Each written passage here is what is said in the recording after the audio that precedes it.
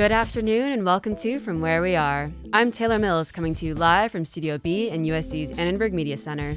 And I'm Bryan Sarabia. From Where We Are brings you stories of news and culture through the lens of USC and Southern California. It's Monday, February 28th. On today's show, the impact of war on the mental health of students in the U.S. of Ukrainian and Russian descent. Recently was that I feel that every time I blink, I see the Ukrainian colors, that yellow and blue. President Joe Biden gives his State of the Union address tomorrow evening. And USC gets rid of weekly COVID testing. I'm not actually quite happy with the cancellation of all the testing stuff. All that and more. But first, these news headlines from Veronique Louis-Jacques.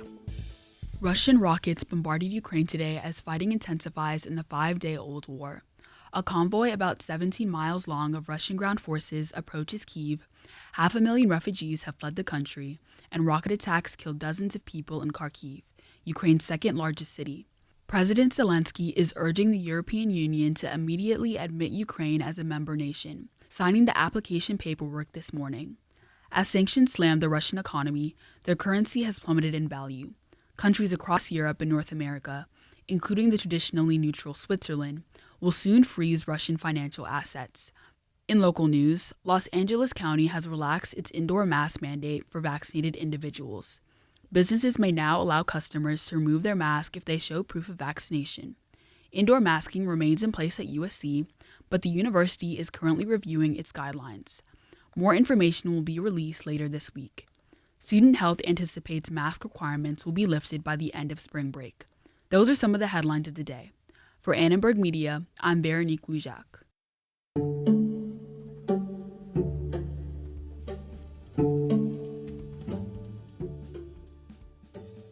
The war in Ukraine is deeply affecting people, there and even far from the fighting. Some university students in this country can think of nothing else. Some report already feeling traumatized, especially students whose families have ties to the region. They say their studies and mental health are suffering. Ethan Huang reports. Victoria Koster is the president of the Ukrainian Student Association at the University of Connecticut.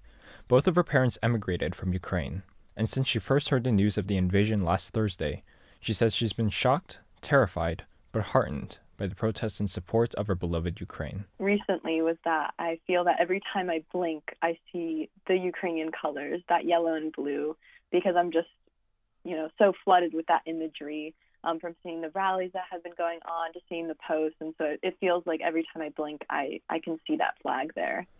Kostor expresses how overwhelming the events overseas have been to her daily life. I feel the urge to constantly check our social media for updates or to provide updates, constantly checking the news to try to see if there's any updates on that end as well. It's hard to kind of balance everything since everything is so time sensitive. So our university is we have a rally scheduled this week, and we're trying to get a fundraiser put together. And just corresponding with other organizations, trying to find places to donate, trying to reach out to our fellow students for support. It's just a lot. And so there's a lot of pressure there. It's just really been plaguing my mind. I have an exam tomorrow, and I've just found that it's taken me a lot longer to cover material that probably would have taken me half the time before this all went down. Of course, students of Ukrainian descent are not the only ones so strongly affected by the harrowing news. Alexandra Haderstrom studies communications at USC. She spent her childhood in Russia and had a great love for the country. But now, Haderstrom reads from a recent post she put on her Instagram. My Russian mother cried into the phone this morning. My entire identity has been thrown out of the window. In English. How do I console my mother? Today, I am ashamed and embarrassed of my Russian identity. My heart is burdened with shame that this land, a land in the violent grip of a megalomaniac, a land I have a unique love for, is disgracing the future of its people and its culture. But I simply While it may not be her first concern right now, concentrating on her classes at USC has also been harder for her since the war began. For the past few days, I've been waking up, and the first thought in my mind is this conflict, which I've never experienced before personally, and it's quite a change of pace because I used to wake up thinking about a homework assignment I had or an exam, and now my first thought is I have to call or text my mother to make sure that she's doing okay. Haderstrom's mother lives near Washington, D.C., but she also has immediate family she worries about back in Russia. Having a secure access to family members is absolutely critical because that will be perhaps the major source of concern and anxiety. Dr. Lawrence Palinkas teaches at the USC School of Social Work. He studies psychosocial adaptation to extreme environments and disasters. Typically with events like this, trauma is one of a collection of 3 types of mental health problems that occur. Previously, we talked about anxiety. That's often related to uncertainty, to the lack of up-to-date information. And then there's depression. Concerns about the future of Ukraine, concerns about the global world order, concerns about inflation here in the United States for people who have no direct involvement in Ukraine or Russia.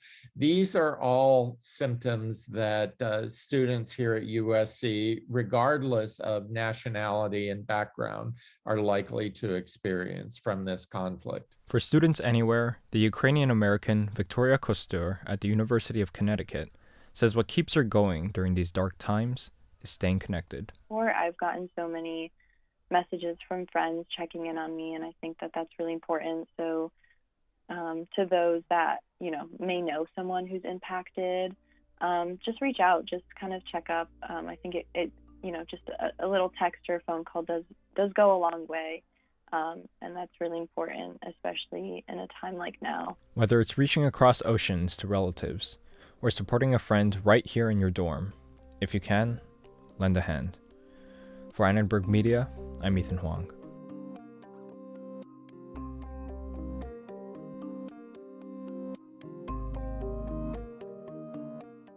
Ukraine will also figure a lot on President Joe Biden's State of the Union speech tomorrow evening. The annual address comes as the world seems increasingly chaotic. With foreign tensions and inflation rising, there's a lot for Biden to talk about, and also his historic Supreme Court nomination. Nick Charles reports. The State of the Union address falls during an especially tumultuous moment this year. Russia's invasion of Ukraine has dominated the headlines. Biden reportedly has revised his address since Russia's invasion. He's expected to speak extensively about Ukraine.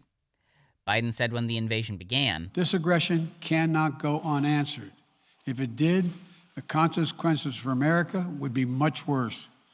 America stands up to bullies. We stand up for freedom. This is who we are." Inflation was already rising in America. It hit a 40-year high even before the Russian action, and increasing unrest in the world will only make U.S. inflation worse. President Biden said last November, "Disruptions related to the pandemic have caused challenges in our supply chain, which have sparked concern about shortages and contributed to higher prices." It's not all bad news for Biden, though. Last week, the president nominated Ketanji Brown Jackson for Justice of the Supreme Court. For too long, our government, our courts, haven't looked like America. If confirmed, 51-year-old Ketanji Brown Jackson would be the first black woman to sit on the nation's highest court. For Annenberg Media, I'm Nick Charles Curry.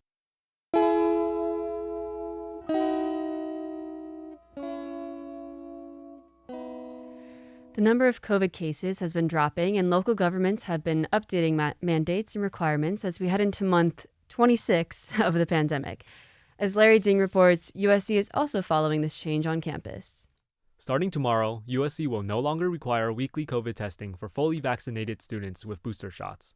We asked USC students if they'll still feel safe on campus. It could be irresponsible on one side because, I don't know, I think it's just important to continue to get tested, especially as I know, even today, I know someone who, tested positive. So, there still is COVID on campus. I'm actually okay with, the weekly testing. I feel safe that way, but I'm not actually quite happy with the cancellation of all the testing stuff. I do hope that people will still take advantage of it, just because, it's a resource, it's very easy to do. I think it's helpful overall for everyone. I don't know, I'll probably still keep getting tested, but I guess it's a little less stressful because I won't have to worry about getting tested to get to my classes. Honestly, I think it's kind of great. I think it's a lot more convenient for the students to just use that time to work on their schoolwork and whatever's more pressing that week. LA County also announced that starting March 12th, the school mask mandate will be lifted. USC is expected to follow suit with a recent email announcing plans to remove the mask mandate during spring break. Last month, USC Chief Health Officer Sarah Van Orman stated the university's plan to follow LA County's decisions regarding masks. We feel like it's going to be safe to remove the mask mandate when we reach that point where levels are low, and we are such a highly vaccinated and boosted community, and we have good air quality that, and people can always choose to wear a protective mask if they want. So we're feeling very confident that when the LA County mask mandate falls from a public health standpoint, we're going to be in a good place at a campus to also let that mandate fall and still have people safe in the classrooms. These plans have not been confirmed yet, but we may be able to return to normal soon. For Annenberg Media, I'm Larry Ding.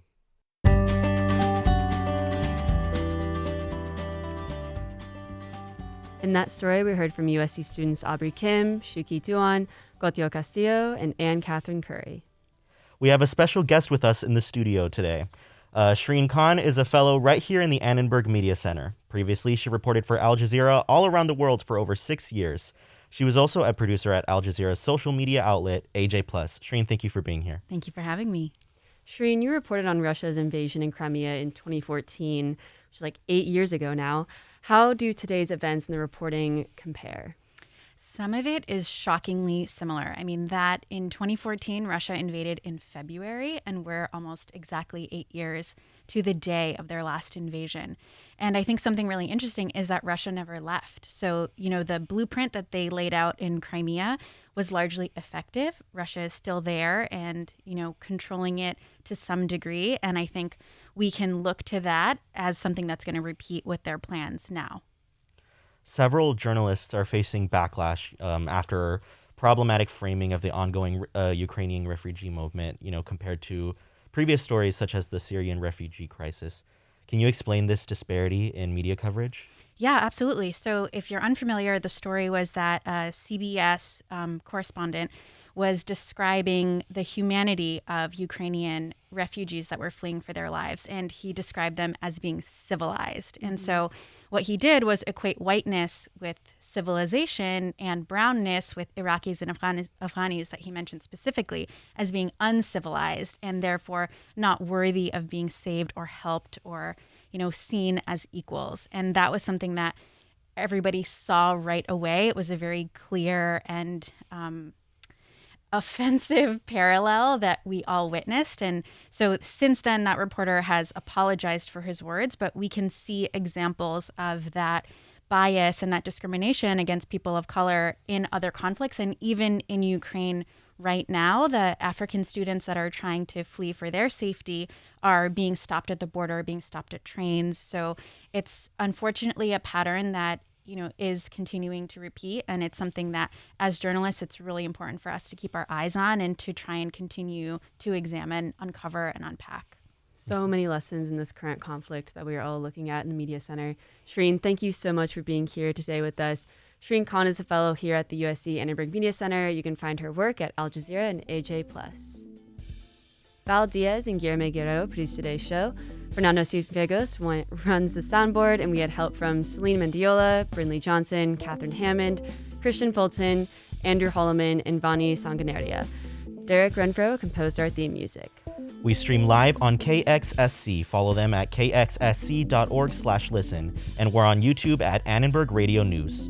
Subscribe to From Where We Are on Apple Podcasts and Spotify. I'm Bryan Sarabia. And I'm Taylor Mills. Here's to peace in Ukraine. From all of us at Annenberg Radio, wherever you are, we hope you'll join us again for From Where We Are.